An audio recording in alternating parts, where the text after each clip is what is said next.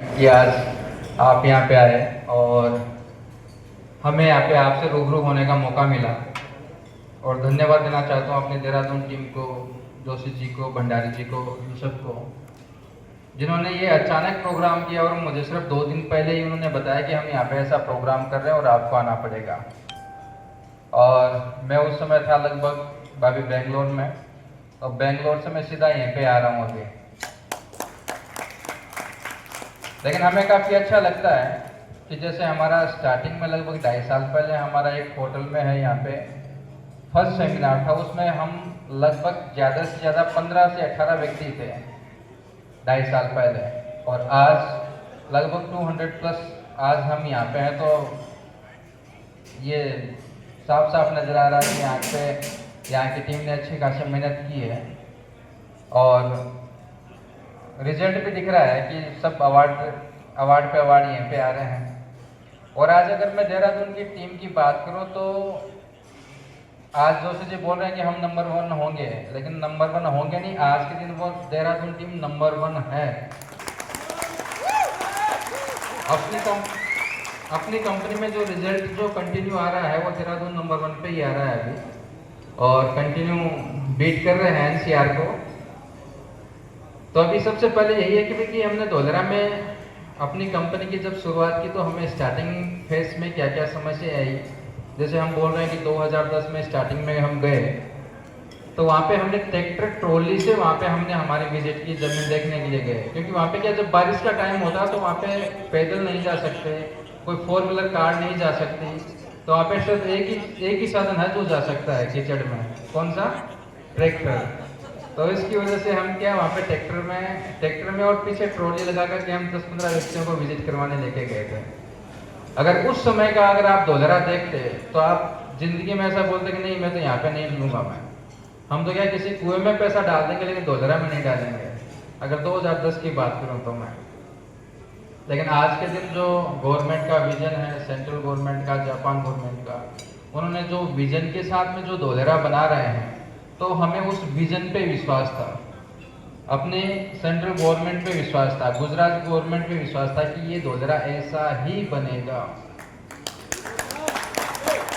और आज 15 साल के बाद में हम देख रहे हैं कि लगभग अब मतलब कि जो पटरियां बिछाई थी गवर्नमेंट ने, उस पर अभी ट्रेन जो है वो चलने लगी है। अभी उनका फर्स्ट स्टेशन भी नहीं आया है, मतलब धोलरा का पहला स्टेप भी नहीं आया है और ट्रेन चलने लगी है। तो इसका मतलब है कि अभी काफ़ी स्टेशन बाकी हैं, मतलब धोलरा का डेवलपमेंट काफ़ी बाकी है।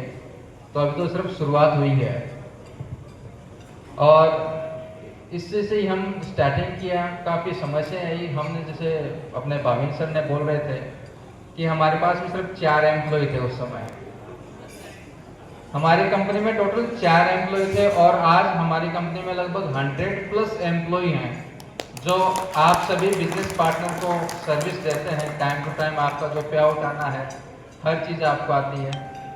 और उस समय हमारा कोई छोटी सी ऑफिस हुआ करती थी, आज लगभग हमारी सूरत के जो टॉप मोस्ट जो नंबर 1 जो बिल्डिंग है उसमें हमारे 3 ऑफिसेज हैं। तो वो सब आप सभी की मेहनत की वजह से हुआ है। और सर हमें बार बार बोल रहे थे कि CMD MD CMD भाई मैनेजिंग डायरेक्टर हैं, हम सिर्फ मैनेज करने वाले हैं, कंपनी के मालिक नहीं हैं। ये हम आपको शुरुआत से ही बोल रहे हैं कि हम सिर्फ मैनेजमेंट देखते हैं, मैनेज करते हैं, क्योंकि इस कंपनी के मालिक कौन हो? आप सब हो, आप सब कंपनी के मालिक हो। क्योंकि हम यहाँ पे न किसी को एजेंट बुलाते हैं, न किसी को डीलर, न किसी को ब्रोकर, इस वर्ड से नहीं बुलाते हैं, हम बुलाते हैं बिजनेस पार्टनर के तरीके से कि आप सभी कंपनी के बिजनेस पार्टनर ही हो। तो कंपनी आप सब की हुई है, हम तो सिर्फ मैनेज करने वाले कर्मचारी हैं।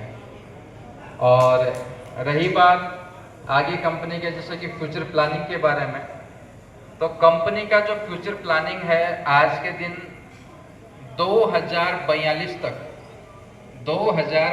तक का जो प्लानिंग है, फ्यूचर प्लानिंग है, वो ऑन पेपर पे आज के दिन कंपनी के पास में ऑन राइटिंग में लिखा हुआ है कि कंपनी 2042 तक क्या क्या करेगी, कौन कौन से स्टेप लेगी।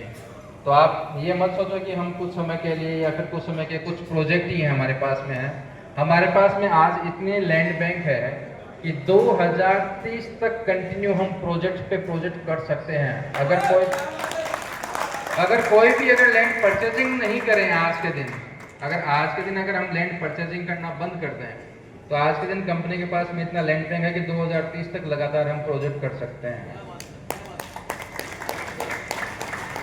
और कंपनी साथ साथ में अभी नए नए सेक्टर्स में भी आ रही है। जैसे अभी लगभग बारिश के बाद में हमारा बंगलोज का वहाँ पे सोसाइटी रेडी हो रही है। फिर हमारे जो रिसोर्ट्स एंड क्लब हाउसेज हैं वो भी हमारा लगभग दिवाली से स्टार्टिंग हो जाएगा। तो नए नए सेक्टर्स में कंपनी आ रही है। और रही बात अपनी टीम की, तो टीम तो बहुत ही मतलब कि ऐसा लग रहा है कि हम अपने परिवार में हैं। हम मिरिक को मिरिक फैमिली के नाम से बुलाते हैं। मिरिक को हम मिरिक फैमिली के नाम से बुलाते हैं क्योंकि हम सब एक ही परिवार के सदस्य हैं। जैसा कि हमारी फर्स्ट मीटिंग वेदी जी के साथ में हुई थी, हम मसूरी गए थे, बारिश का टाइम था, तो मसूरी से लेकर के देहरादून तक आए थे। उसमें वेदी जी का जो हमने जोश जुनून देखा, और उन्होंने वेदी जी ने एक चीज़ कही थी कि बोले कि मेरा ये सपना है। वेदी जी कहाँ है अभी?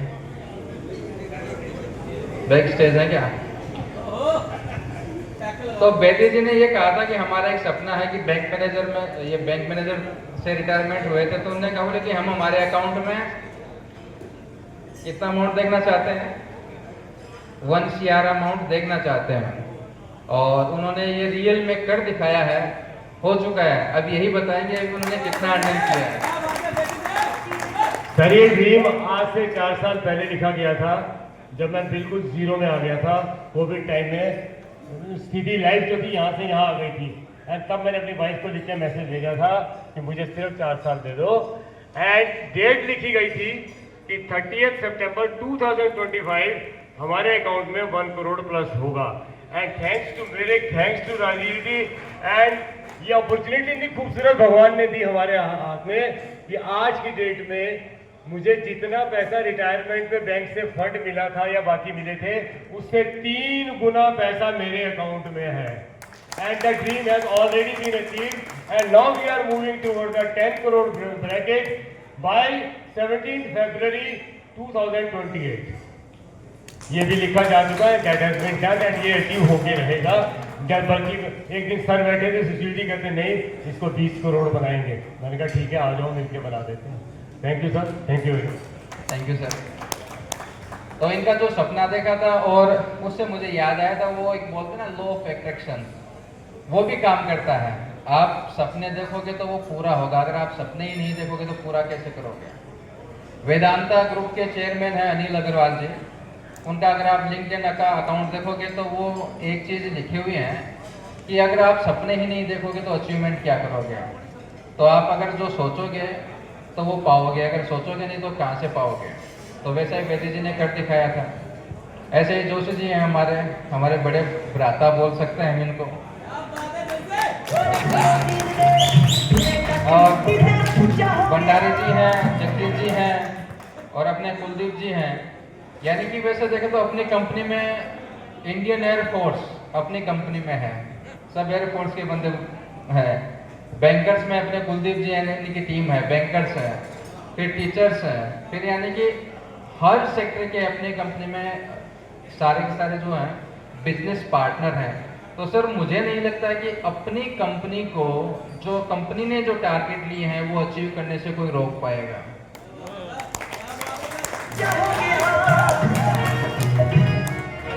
और रही बात नारी शक्ति की, कि जहाँ पे अगर मेड इन इंडिया है या फिर मेक इन इंडिया बोलते हैं तो वहाँ पे नारी शक्ति कैसे पीछे रह सकती है। तो अपनी कंपनी में जो नारी शक्तियों का जो योगदान है, संगीत भाभी जी का है और सभी का है, इनकी टीम का है, तो रियल में काबिल तारीफ है। क्योंकि हमें विश्वास नहीं होता कि रियल एस्टेट में नारी शक्ति इतना अच्छे से जोड़ शोर से कामकाज कर सकती है। तो थैंक यू पूरी नारी शक्ति को।